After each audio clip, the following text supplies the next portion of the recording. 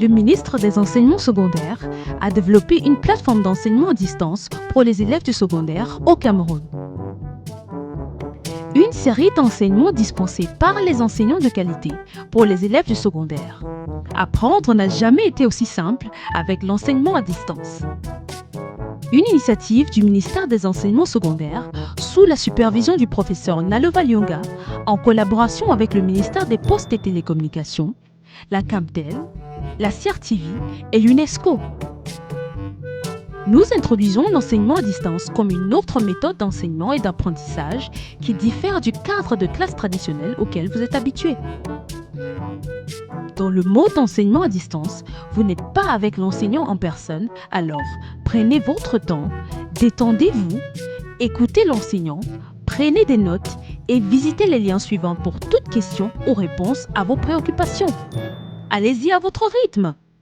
La solution du Cameroun contre le Covid-19 et au-delà. Professeur Nalova Lyonga, ministre des Enseignements secondaires. Bienvenue à notre nouvelle séquence d'enseignement-apprentissage. Je suis Defofon Gislain, enseignant de FVTE-HB pour le niveau terminal B. Mais bien avant, nous nous sommes séparés au terme de la séquence précédente avec un exercice relatif aux voies de régénération de l'ATP et à l'adaptation des muscles aux activités sportives. Et nous avons en visuel le célèbre coureur Usain Bolt qui est toujours vainqueur sur une épreuve de 200 mètres malgré les efforts de ses concurrents. Vous avez le temps de regarder le visuel, mais nous allons nous intéresser à la première question qui s'intitule « Nommer la voie de régénération de l'ATP qui serait prédominante pour cette course de vitesse ». Bien, vous avez vu que pour les épreuves d'une durée brève, il faut de la rapidité. Et pour cela, il faut mobiliser un type de fibres musculaires, lesquelles sont mieux adaptées pour l'épreuve.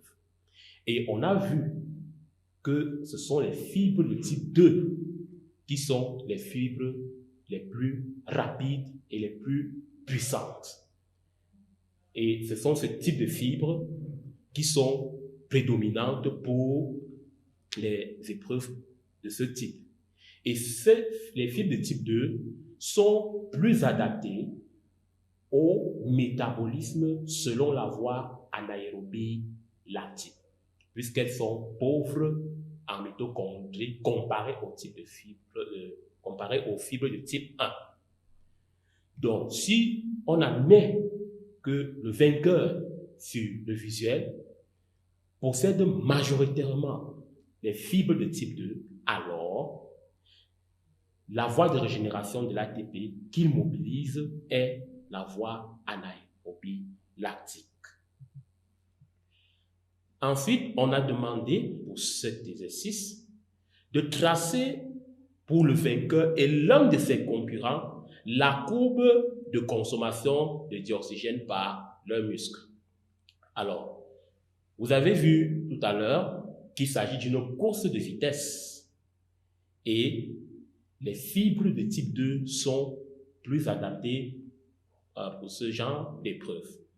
Ça on dit que on considère des athlètes qui pratiquent la même épreuve, mais comme l'un est vainqueur malgré les efforts de ses concurrents, il faut donc comprendre que la consommation du dioxygène, s'il s'avère que c'est le cas pour ces athlètes, ne devrait pas être la même.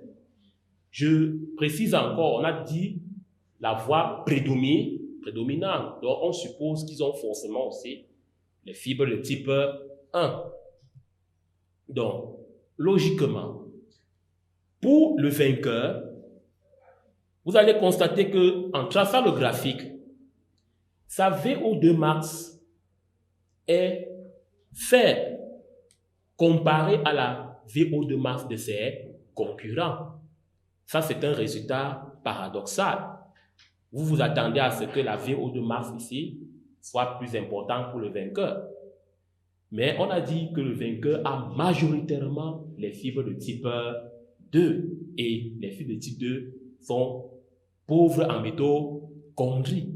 Donc, c'est normal que sa VO2 max ne soit pas plus élevée comparée à celle de ses concurrents, pour lesquels on peut supposer qu'ils ont moins de fibres de type 2 et un peu plus de fibres de type 1, qui, malgré le fait qu'elles sont adaptées à consommer plus d'oxygène, n'ont pas plus de myofibrilles pour être puissantes à la contraction comme les fibres de type 2.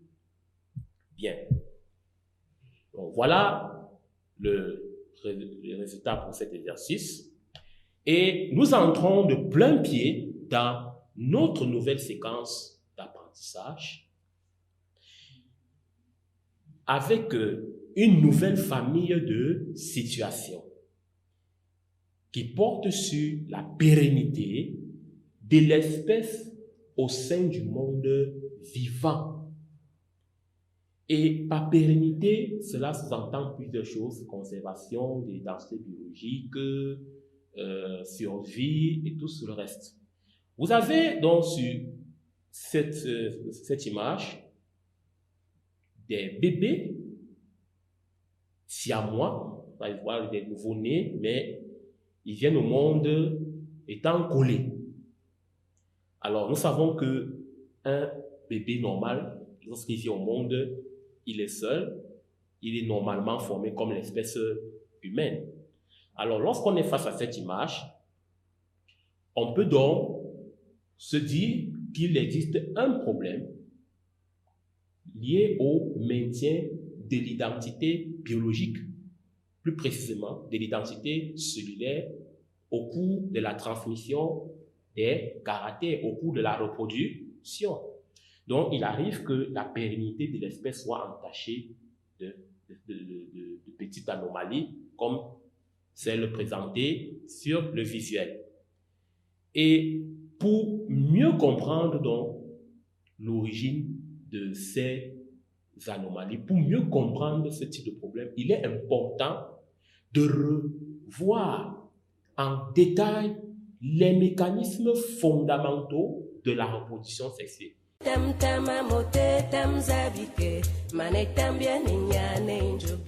cette séquence, on va travailler chez les vertébrés de la classe des mammifères et chez les spermaphiles. Et cette séquence donc commence par la 9e leçon de notre module, le module 1, qui s'intitule Structure et rôle des gonades chez les mammifères. Ensuite, nous passons à la leçon 10 qui parle de la structure et du rôle des gonades chez les spermaphiles. La leçon 11 traitera de la méiose.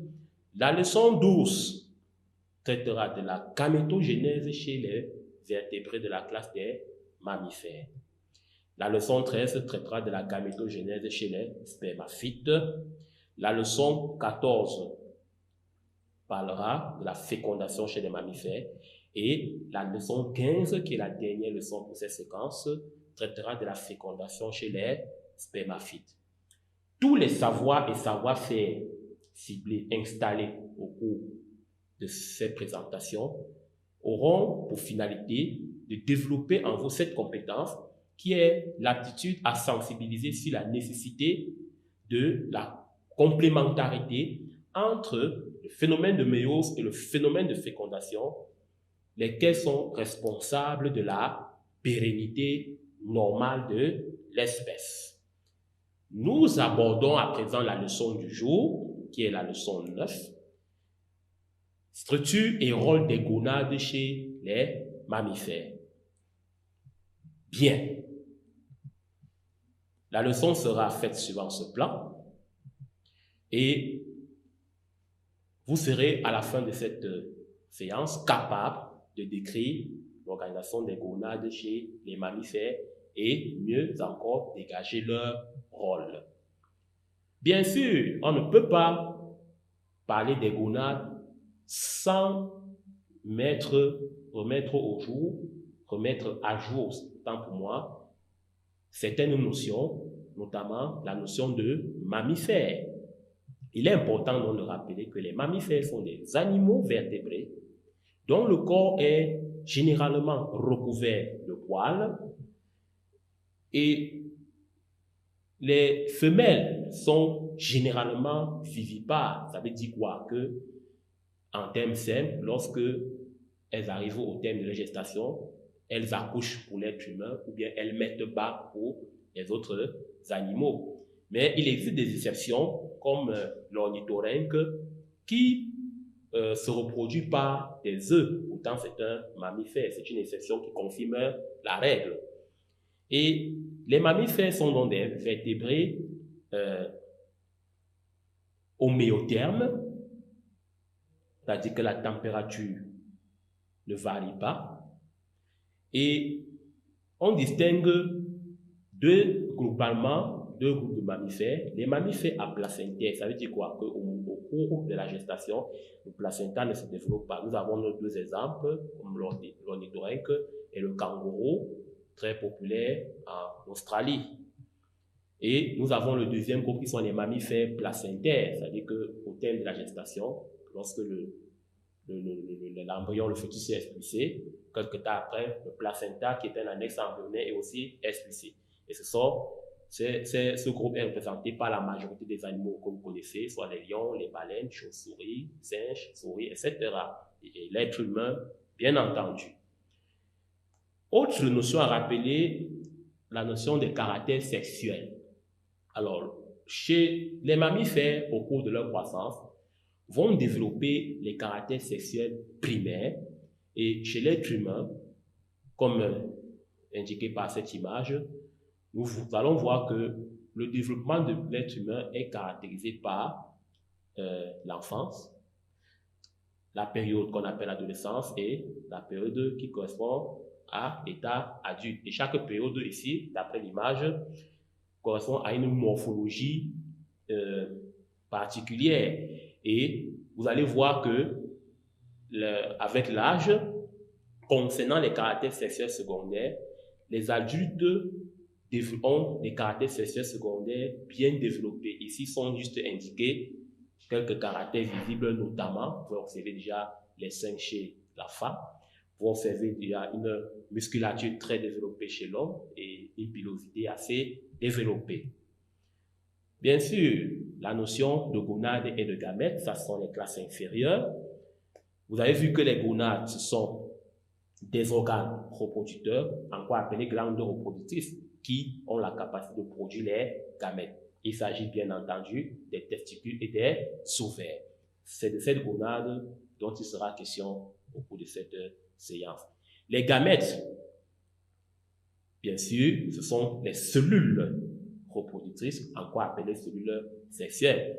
Bien entendu, vous les connaissez généralement sous le terme spermatozoïdes et ovules. Bien, voilà donc pour les prérequis et cela nous permet d'entrer de plein pied dans notre leçon avec une situation de vie. Nous avons ici un jeune homme qui visiblement a des problèmes. Depuis 3 ans qu'il est marié, il ne parvient pas à procréer. Et il consulte un gynécologue qui lui recommande des examens, comme indiqué sur les visuels.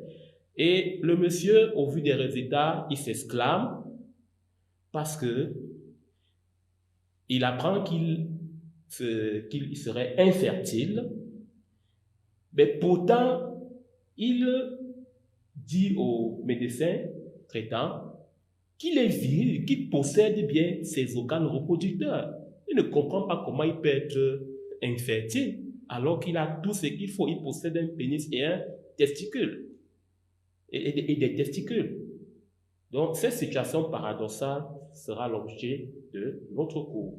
Nous allons donc de manière scientifique répondre à cela mais en nous posant la question suivante s'intitule, comme on peut comme on peut lire, comment expliquer donc les différences d'attitude dans la reproduction entre individus.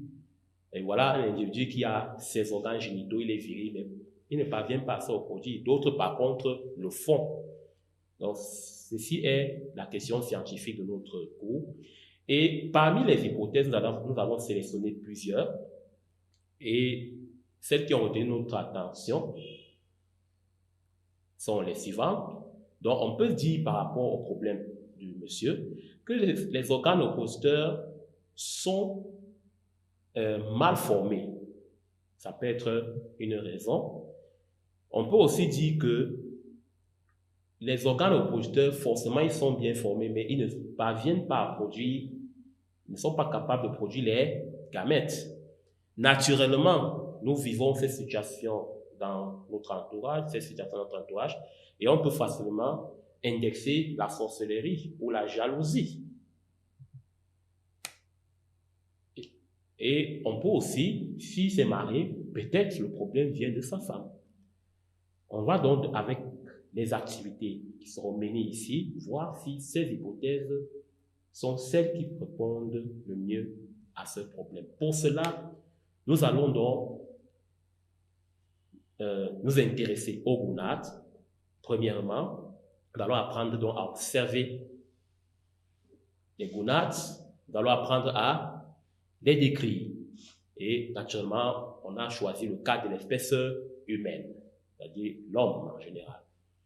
Nous avons donc en vue de profil la figure A et la figure B. S'il faut les identifier, vous les reconnaissez déjà, parce que vous avez eu à faire ce genre de documents dans les classes inférieures. La figure A est l'appareil reproducteur de l'homme et la figure B est l'appareil reproducteur de la femme. On va maintenant compléter ensemble ce tableau à l'aide des annotations qui figurent sur la figure.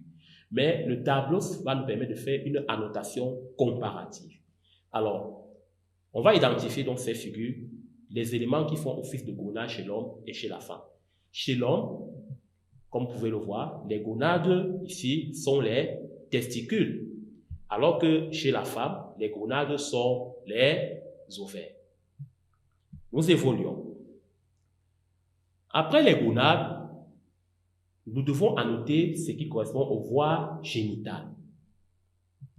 Et vous avez les voies génitales indiquées sur le visuel chez l'homme et chez la femme, avec les annotations qui correspondent, lesquelles sont encadrées. L'exploitation de ces données nous permet de compléter le tableau en disant que les voies génitales chez l'homme sont constituées par les épididymes, elles sont en réalité au nombre de deux, comme il y a deux testicules, deux canaux déférents et l'urospermidide qui est un conduit impair. Chez la femme, nous avons deux trompes de Fallope et un organe impair qui est l'utérus et enfin le vagin. Maintenant, nous avons aussi des organes génitaux externes. Donc, figurez-vous que nous avons annoté les organes génitaux qui se trouvent à l'intérieur de l'individu.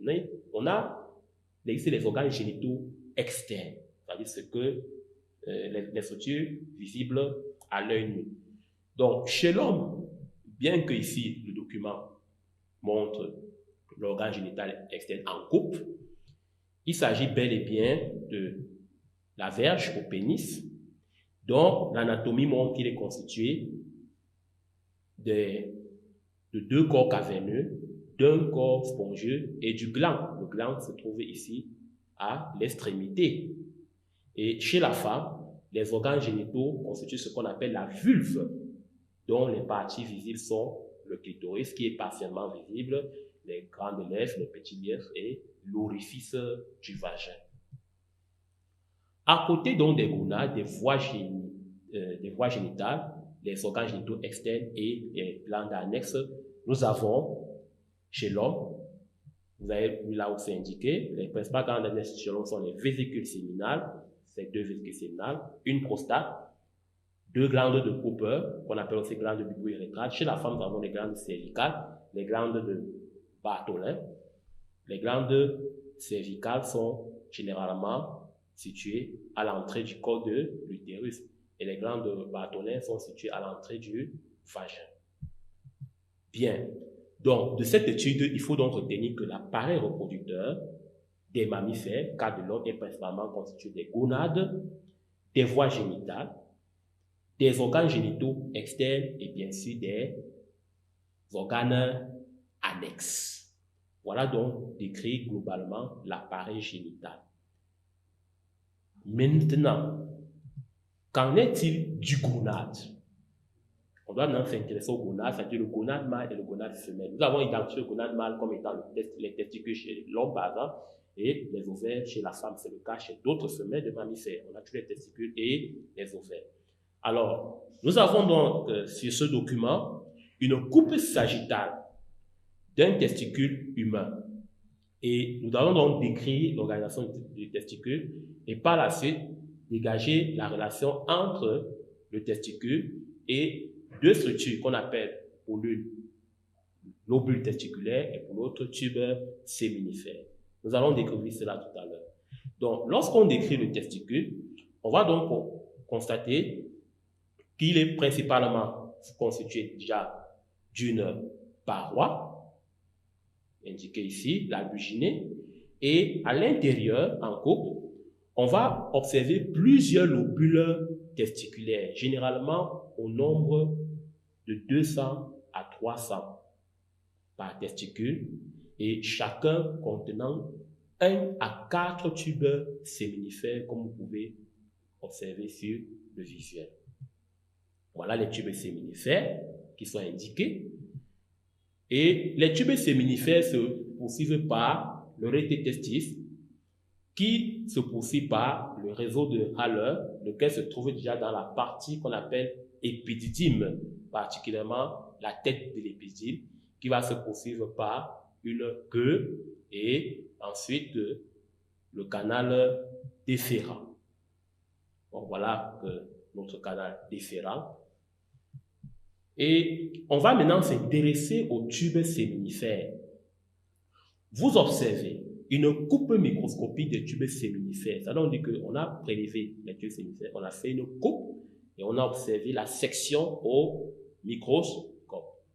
Alors, on peut donc apprendre à dénombrer déjà les tubes séminifères sur cette coupe.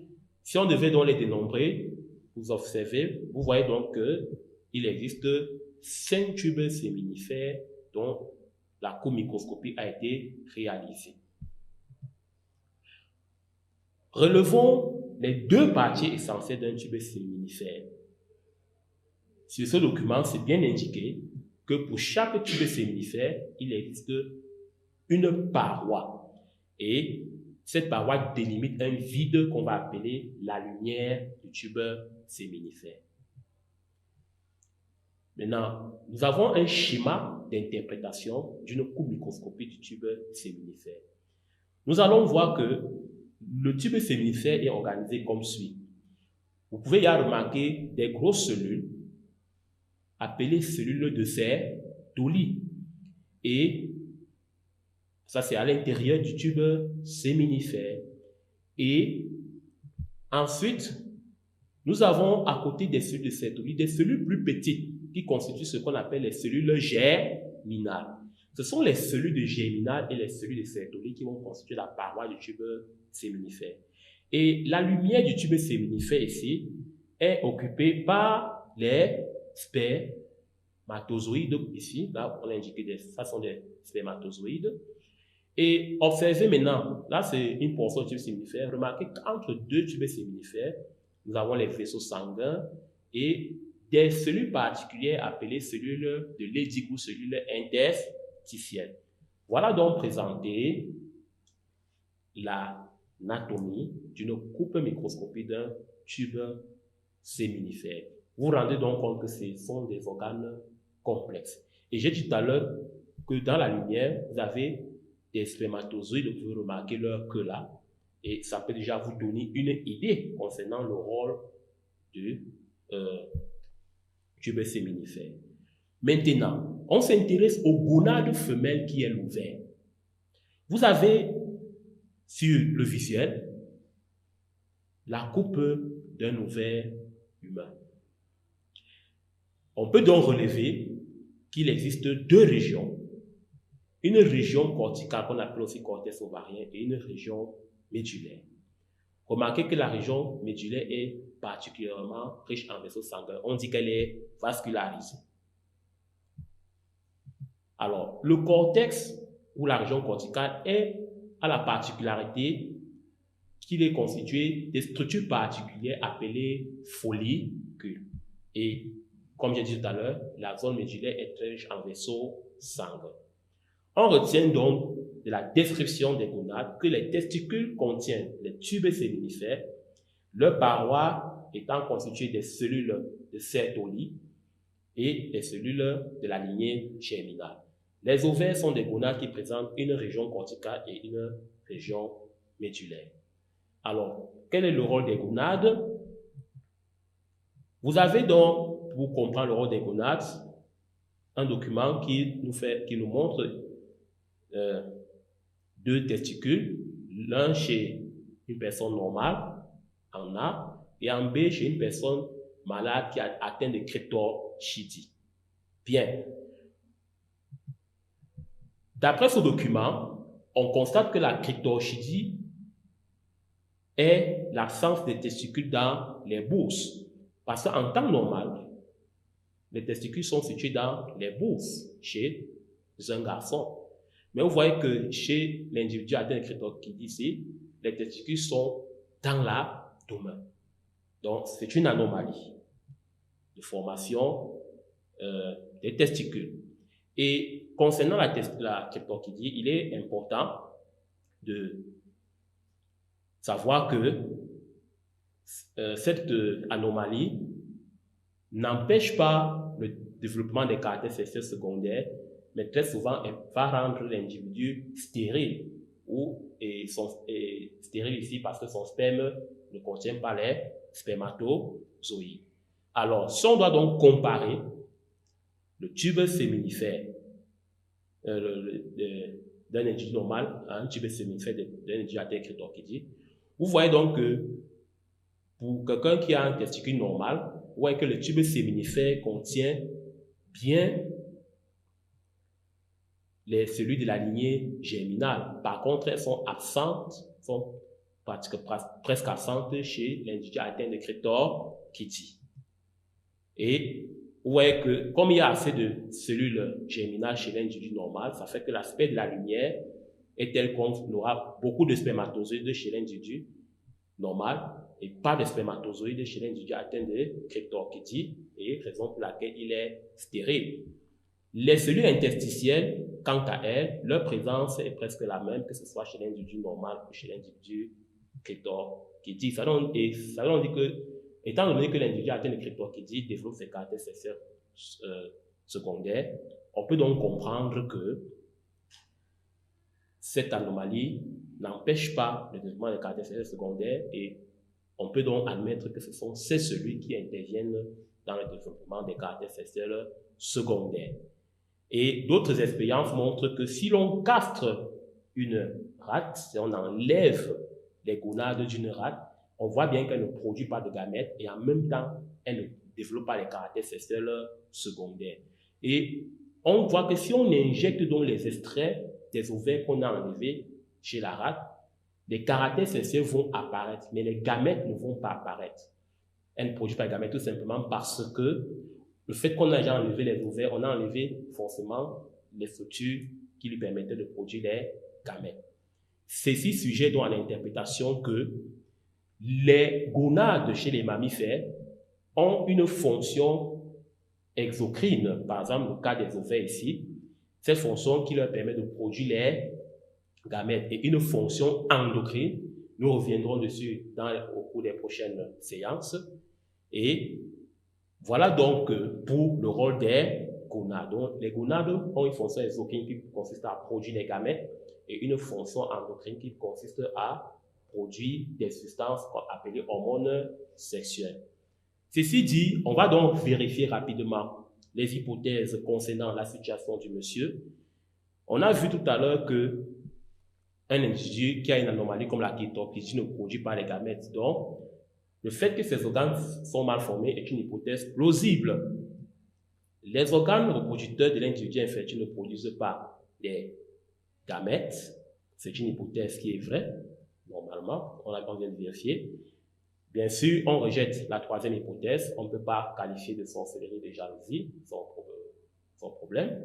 Et on n'a pas des éléments pour montrer que la femme du monsieur est stérile, puisqu'on n'a pas vraiment travaillé sur la femme du monsieur, on n'a aucune information. Donc, pour le moment, on rejette cette hypothèse. Donc, on a ainsi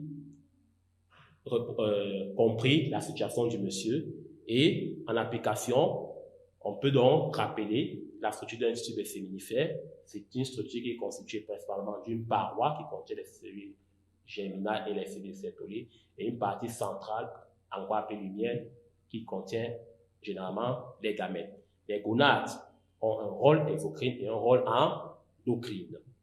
Et on termine cette séance avec ce petit exercice. Si tu as donc suivi la structure des gonades et leur rôle et l'étude comparée, tu peux donc compléter ce tableau chez le mâle, chez la femelle, concernant les organes génitaux, justement en précisant le type de gonade, le lieu de formation des gamètes dans les gonades, les principales voies génitales, mâle et femelle, et les organes génitaux externes. Bien.